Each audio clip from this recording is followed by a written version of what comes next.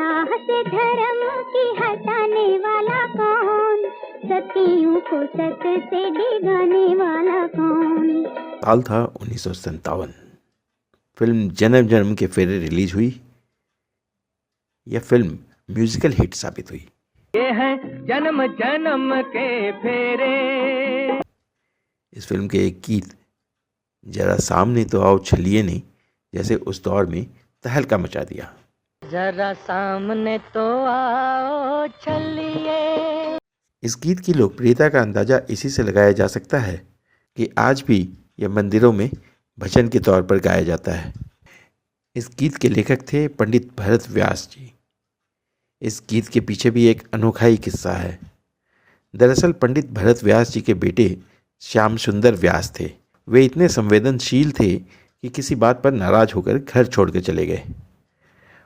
उन्हें लाख ढूंढा गया, रेडियो अखबारों में विज्ञापन भी दिए गए, गली गली दीवारों पर पोस्टर चिपकाए गए, लेकिन वो नहीं मिले। भरत व्यास बहुत निराश हो गए। हम तुम्हें चाहें तुम नहीं चाहो, ऐसा कभी ना हो सकता। उन दिनों भरत व्यास जी अपने करियर के बेहतरीन दौर से गुजर रहे थे। ऐसे में बेटे के अचानक चले जाने से मानो जिंदगी ठहर सी गई थी। किसी काम में उनका मन नहीं लगता था। इसी दौरान निर्माता सुभाष देसाई और उनके भाई मनमोहन देसाई भरत जी से मिलने आए और उन्हें अपनी एक फिल्म में गाना लिखने का आग्रह किया। इस फिल्म में भरत जी के भाई ब्रजमोहन व्यास भी काम कर रहे थे। भरत जी ने पहले तो कुछ लिखने से इनकार कर दिया, लेकिन बाद में भाई और पत्नी के समझाने पर बेटे की याद में ही एक गीत लिख डाला। पिता अपने बालक से बिछड़ के सुख से कभी ना सो सकता। इस गीत को गाया मोहम्मद रफ़ी साहब और लता मंगेशकर जी ने। दोनों ने इस गीत का मर्म समझते हुए उसे बड़ी तबीयत से दर्द भरे गले से गाया।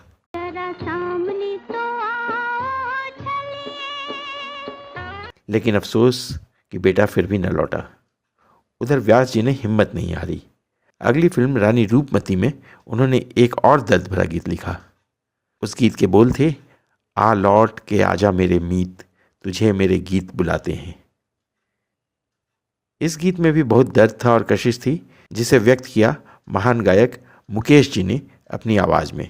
मेरा तू ना पड़ा रे संगीत, तुझे मेरे गीत बुलाते हैं।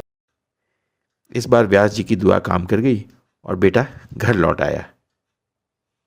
हालांकि ये गाने दर्द भरे थे, दुख और वियोग के नगमे थे, लेकिन उन दिनों युवा प्रेमियों के सर चढ़कर बोलते थे। यह शायद पंडित व्यास जी की कलम और गायकों की आवाज़ का ही जादू था। ये घड़ी न जाए भी। पंडित भरत व्यास राजस्थान के चुरू इलाके से थे। उनका जन्म 6 फरवरी 1918 को हुआ था।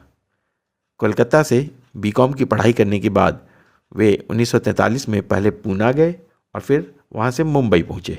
उन्होंने बेशुमार सुपरहिट गीत लिखे। हिंदी सिनेमा को उनकी देन का कोई मुकाबला नहीं है। एक से बढ़कर एक बढ़िया गीत उनकी कलम से निकले। आधा है चंद्रमा रात आधी,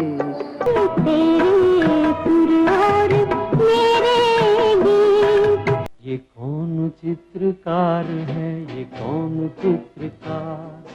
व्यास जी का एक गीत तो देश भर के कई स्कूलों में सालों तक सुबह की प्रार्थना सभाओं में बजता रहा है। मालिक तेरे बंदे हम। 50 और 60 का दशक भरत व्यास जी के फिल्मी जीवन का सर्वश्रेष्ठ दौर था।